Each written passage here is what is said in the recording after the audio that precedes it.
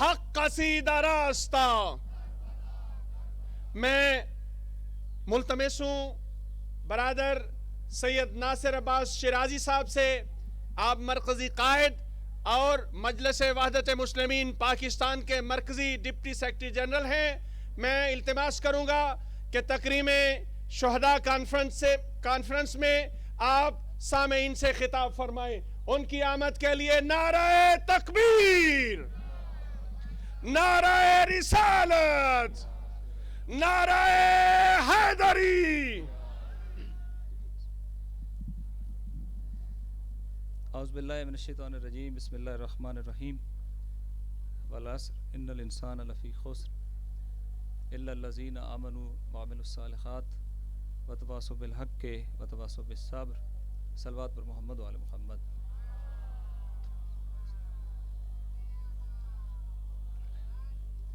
یقیناً لائق ساتھ تحسین ہیں وہ لوگ. میں جانتا ہوں کہ اس وقت کتنے پریشرز ہیں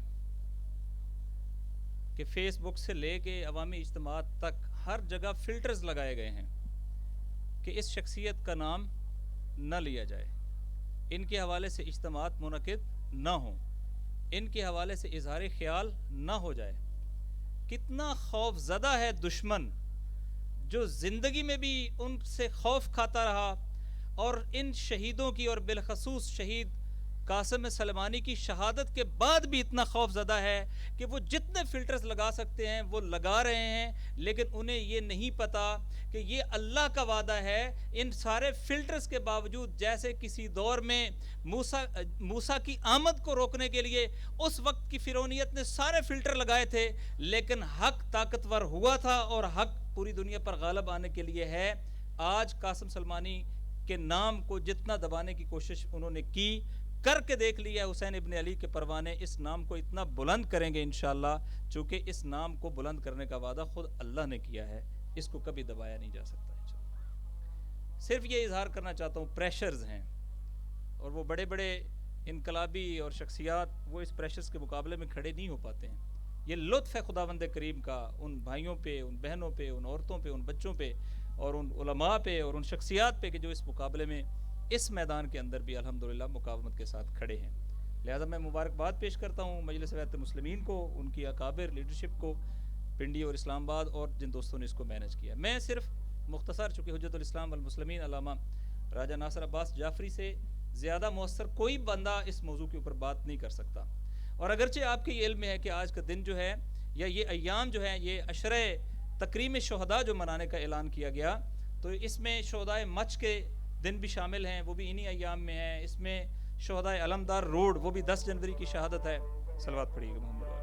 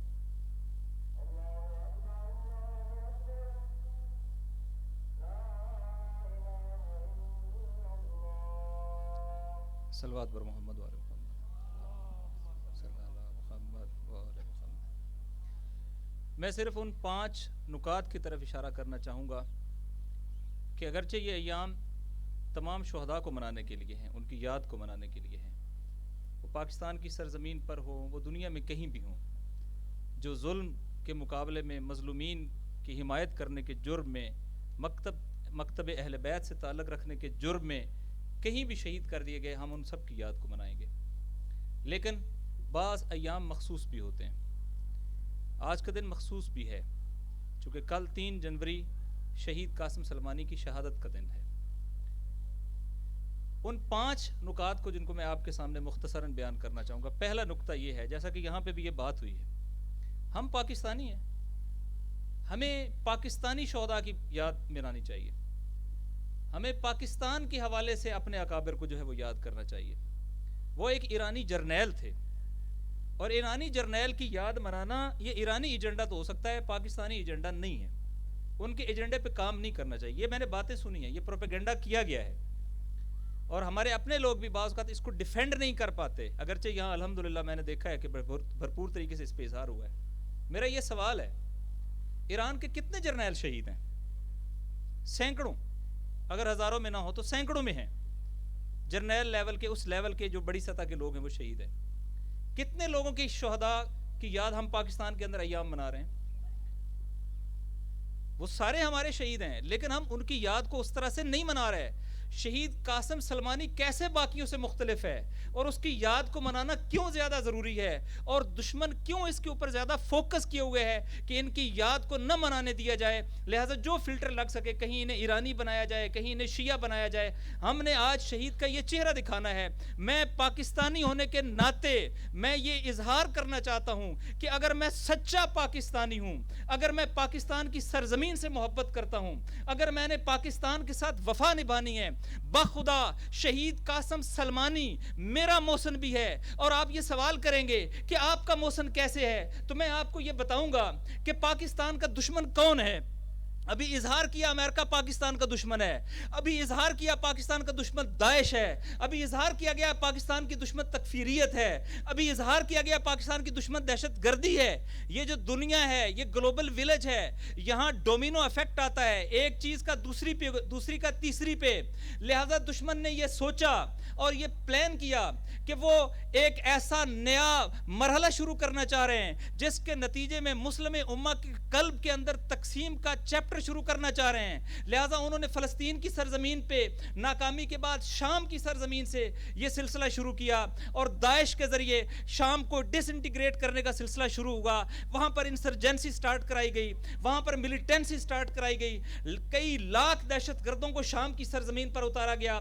اب ذرا میرے ساتھ چلیے گا، میں پہلی بات کرنا چاہتا ہوں، یہاں لوگ اٹھتے ہیں اور اٹھ کے کہتے ہیں حرم رسول اللہ صلی اللہ علیہ وآلہ وسلم کی حفاظت کے لیے ہمیں اگر ملک چھوڑنا پڑا ہم چھوڑیں گے، آؤٹ آف دا وے جانا پڑے گا وہ ہم جائیں گے۔ میں ان سے یہ پوچھنا چاہتا ہوں، حرم مٹی اور گارے کی بلڈنگ کا نام نہیں ہوتا، حرم اس حرم یعنی رسول پاک کا گھر، رسول پاک کا خانوادہ۔ لہذا حرم کی تفسیری کرو گے تو جناب سیدہ سلام اللہ علیہ حرم میں شامل ہیں، دمشق حرم میں شامل ہے، کربلا حرم میں شامل ہے، نجف حرم میں شامل ہے۔ لہذا تم میں سے جو شخص بھی نبی اکرم صلی اللہ علیہ وآلہ وسلم کی حرمت کی حفاظت کو اپنی زندگی کا مقصد سمجھتا ہے، اسے جان لینا چاہیے کہ شہید قاسم سلمانی نے دمشق میں سیدہ زینب سلام اللہ علیہ کے حرم کی حفاظت نہیں کی، کربلا میں امام حسین علیہ السلام کے حرم کی حفاظت نہیں کی، نجف میں امیر المومنین علیہ السلام کے حرم کی حفاظت نہیں کی، اس نے حرم مطہر پیغمبر اکرم صلی اللہ علیہ وآلہ وسلم کی حفاظت کی ہے۔ لہذا جس کے دل میں غیرت ایمانی ہے وہ شہید قاسم سلمانی کا محتاج ہے، شہید قاسم سلمانی کا شکر گزار ہے۔ اور میں عشق رسول کی بنیاد پہ یہ کہتا ہوں، میں شہید قاسم سلمانی کا شکر گزار ہوں، اور میں کبھی بھی شہید قاسم سلمانی کا ذکر کرنے سے باز نہیں آؤں گا، اور پاکستان کی سرزمین پر کوئی بھی حریت پسند انشاءاللہ اس ذکر سے باز نہیں آئے گا۔ سوال ہے ہمارے، تمہیں وہاں پر ناچتے ہوئے لوگ نظر نہیں آتے، حرم کا تقدس پامال ہوتا نظر نہیں آتا، اس نے بحال کیا حرم کا تقدس۔ تم دعویٰ کرتے ہو قبلہ اول کا، خائن قبلہ اول کے ساتھ چلتے ہوئے دعویٰ کرتے ہوئے قبلہ اول کا. آئے میں دوسری بات کرتا ہوں. ہمارے ان مقدس جو سمبلز ہوتے ہیں کسی بھی ملت کے, امت اسلامیہ کے سمبلز ہیں. کربلا و نجف سمبل ہے, مشہد مقدس سمبل ہے, اسی طریقے سے مکہ و مدینہ سمبل ہیں, علامتیں ہیں. اسی طریقے سے فلسطین میں قبلہ اول سمبل ہے.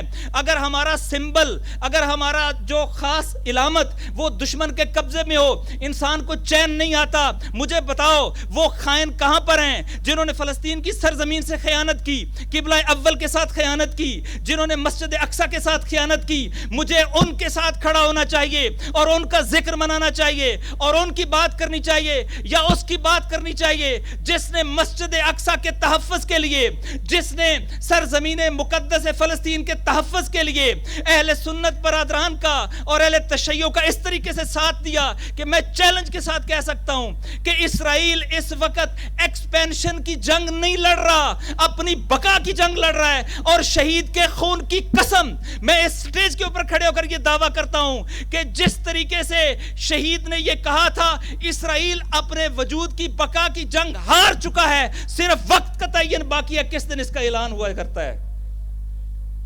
اسی طرح میں شہید کا محتاج ہوں, شہید کی محبت کا مقروض ہوں, کیونکہ میں جانتا ہوں دشمن پاکستان کو توڑنا چاہتا ہے. میں جانتا ہوں کہ یہاں پر بنائے گئے پختونستان کے لیے نقشے, یہاں پر آزاد بلوچستان کے نقشے بنائے گئے. میں جانتا ہوں اس نقشے کا آغاز کہاں سے ہوتا ہے, جب انہوں نے یہ چاہا کہ سیریا کو ڈس انٹیگریٹ کریں تاکہ گریٹر اسرائیل بنے, تاکہ دجلہ و فرات کے پانیوں تک اسرائیل آ جائے, اور داعش کی شکل میں فتنہ جنم دیا تاکہ لوگ گھر چھوڑ جائیں, مہاجرت کر جائیں, اور اسرائیل اپنے نیشنل انٹرسٹ کی بنیاد پہ اس ایریا کو انیکس کر لے, جیسا کہ اس نے پہلے گولان ہائٹس کو کیا ہے اور انلیگل طریقے سے اسے اپنا پارٹ بنایا ہے. لہٰذا وہ یہ سمجھتے تھے کہ یہ آخری موقع ہے, گریٹر اسرائیل بن جائے گا. اور اس کے بعد ڈومینو ایفیکٹ کس طرح کا آئے گا, جب سیریا ٹوٹے گا تو عراق ٹوٹے گا, اور جب عراق ٹوٹے گا تو وہاں بنے گا آزاد کردستان, اور جب آزاد کردستان بنے گا تو اس کے نتیجے میں ایران ٹوٹے گا, اور ایران ٹوٹے گا تو وہاں بنے گا آزاد بلوچستان, اور آزاد بلوچستان بنے گا تو پاکستان ٹوٹے گا, چونکہ آزاد بلوچستان افغانستان, پاکستان اور ایران پر مشتمل ہوگا. اور یہاں اس طرح کی اکائیاں ڈیولپ کر کے امریکہ یہ سوچتا تھا کہ وہ خود یہاں آ کے اپنے اڈے بنا لے گا اور مسلم ممالک کے درمیان ایک نئی لڑائی اور فتنے کو ایجاد کر دے گا, اور ہماری طاقت کے مراکز اس سلسلے کو روک دے گا. اور یہ جو ایکسس آف ریزسٹنس ہے جس کے ذریعے سے جمہوری اسلامی سے عراق اور عراق سے شام اور شام سے لبنان اور لبنان سے فلسطینیوں کے درمیان ایک زمینی رابطہ قائم ہے, وہ اس کو توڑ دے گا. آج دنیا نے دیکھا کہ اگر شہید نے سرزمین فلسطین سے اور اس کے بعد سرزمین شام کے اوپر وہاں کے لوگوں کے ساتھ مل کر اس طریقے سے اس سرزمین کا دفاع کیا ہے تو دشمن کے نقشے کو بے ترتیب کر دیا ہے. اگر وہ شام نہیں توڑ سکے تو وہ عراق نہیں توڑ سکتے, اور اگر وہ عراق نہیں توڑ سکتے وہ انشاءاللہ ایران نہیں توڑ سکتے, اور جب وہ ایران نہیں توڑ سکتے وہ پاکستان نہیں توڑ سکتے. لیکن ہمارا دفاع لائی کرتا تھا شام کے اندر. شام میں جو جنگ لڑی گئی ہے, میں دعوے کے ساتھ کہتا ہوں اگر وہاں داعش طاقتور ہوتی تو داعش کا دوسرا مرکز ہماری سرزمین تھا, پاکستان اور افغانستان کے علاقے تھے, دوسرا فتنہ یہاں کھڑا ہونا تھا, اور اس کے نتیجے میں اس علاقے کے اندر تقسیم کا بازار گرم ہونا تھا. بخدا شہید نے اس سرزمین پر داعش کے فتنے کو دفن کر کے, امریکہ کے اہداف کو دفن کر کے, تکفیریت کو بدترین شکست دے کے سیریا کی حفاظت نہیں کی, عراق کی حفاظت نہیں کی, بخدا پاکستان کی حفاظت کی ہے, داعش کی کمر توڑ کے میرے وطن کی حفاظت کی ہے. لہذا جو وطن سے محبت کرتا ہے وہ مقروض ہے شہید قاسم سلمانی کی شہادت کے قرض کا.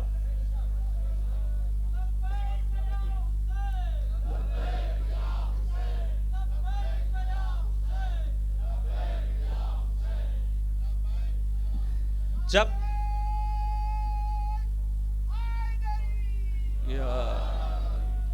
لہذا ان پیرامیٹرز پہ جو لوگ سوچتے ہیں ہمارا ان کو یہ خطاب ہے, ہمارا ان کو ایڈریس ہے, ہم ان کو یہ میسج دے رہے ہیں. کل کو یہ کھڑے ہو کے کہو گے کہ فلاں نبی فلاں سرزمین پر دفن ہے یا وہ فلاں صاحب زبان تھے, ہمارا ان کے ساتھ تعلق نہیں ہے. یہ فتنہ ہم ایجاد کرنے نہیں دیں گے.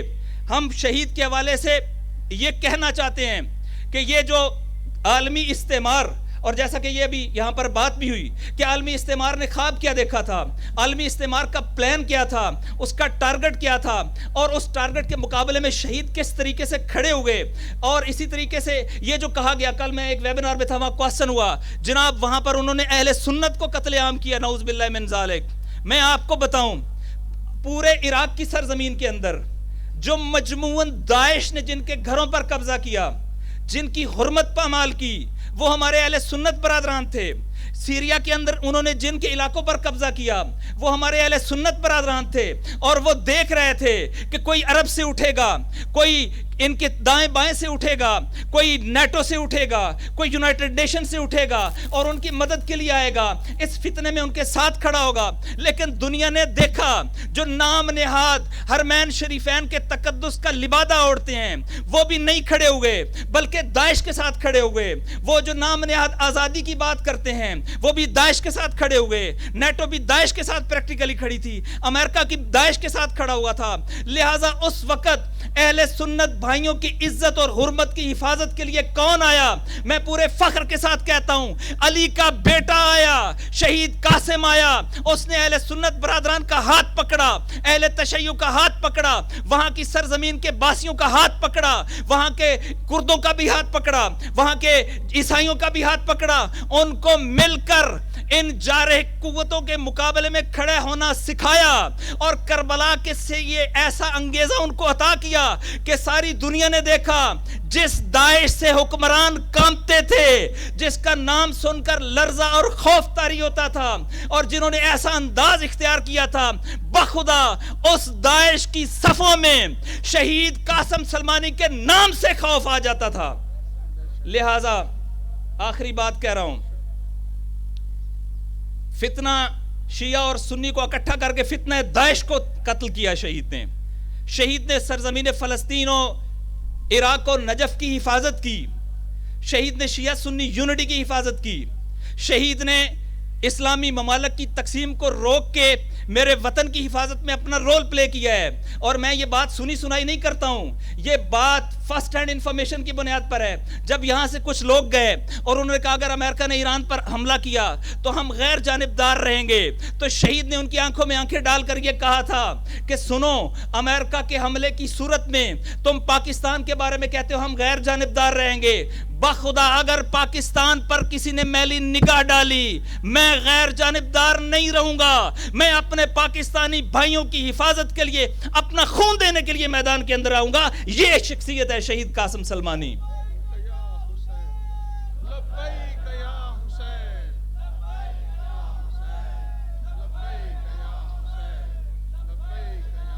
لہذا آخری بات یہ ہے، شہداء ایک پیغام رکھتے ہیں. یہ جو کہا گیا ہے نا شہادت کے بعد والا قاسم سلمانی زندہ قاسم سلمانی سے زیادہ خطرناک ہے. بخدا یہ سچ ہے. لہذا اعتقاد رکھو، لہذا یقین رکھو کہ شہادت سے پہلے چونکہ ایک قوت ان کے پاس نہیں تھی اور شہادت کے بعد وہ خاص مقام ان کو حاصل ہو گیا ہے. اب جناب سیدہ سلام اللہ علیہ نے ان کا استقبال کیا ہے، حسین ابن علی علیہ السلام نے ان کو اپنی گود میں لے لیا ہے. لہذا اب ان کے کام کئی گنا تیزی سے آگے بڑھ گئے ہیں، اور انشاءاللہ ان کاموں کا الٹیمیٹ رزلٹ یہ ہوگا کہ رہبر نے کہا تھا کہ ہم انتقام سخت کی تشریح یہ ہے کہ اس خطے سے کم از کم تشریح یہ ہے کہ اس خطے سے امریکہ اور اس کے حامیوں کا انخلا. لہذا دنیا نے یہ دیکھا، افغانستان کو دیکھنے کا ایک طریقہ یہ بھی ہے کہ وہ انتقام سخت کی ایک تشریح سامنے آئی. اور میں اگلی پریڈکشن دیتا ہوں، افغانستان سے امریکہ کو ذلت اور رسوائی کے ساتھ نکلنا پڑا، اور انشاءاللہ یہ میٹر آف فیکٹ نہیں ہے، میٹر آف ٹائم ضرور ہے. یہ فیصلہ کرنے کا صرف امریکہ کو اختیار ہوگا کہ وہ عراق سے پہلے نکلنا ہے یا اس نے سیریا سے پہلے نکلنا ہے. لیکن انشاءاللہ ان مقدس شہداء کے لہو کی قسم امریکہ کو یہ مقدس سرزمین چھوڑنی پڑے گی، اور پھر ڈومینو ایفیکٹ ہماری طرف نہیں آئے گا، عالمی استعمار کی طرف جائے گا، اور پھر اسے سمجھ نہیں آئے گی میں نے ہرمز میں کیسے رہنا ہے، میں نے باب المندب پہ کیسے رہنا ہے، میں نے مشرق وسطی میں کیسے رہنا ہے. انشاءاللہ اللہ کے دین کی پوری دنیا کے اوپر غلبہ ہونے کے عہد کی قسم امریکہ اس طریقے سے فرار کرے گا اس ریجن کے اندر سے جس طریقے سے کسی جانور کی دم اس کی ٹانگوں میں پھنس جائے اور وہ فرار اختیار کرنے پر مجبور ہو. اور خداوند کریم اپنا وعدہ مضبوط مظلومین کی نصرت کا اور ان کے ذریعے سے عالمی حکومت کا وہ پورا کرے گا، اور انشاءاللہ بدترین شکست جو ہے وہ عالمی استعمار کے حصے میں آئے گی۔ اس کے آغاز کی بنیاد اگر کسی نے رکھ دی ہے پریکٹیکلی، تو امام خمینی کے بعد بڑا وار اس پر کیا ہے شہید قاسم سلمانی نے۔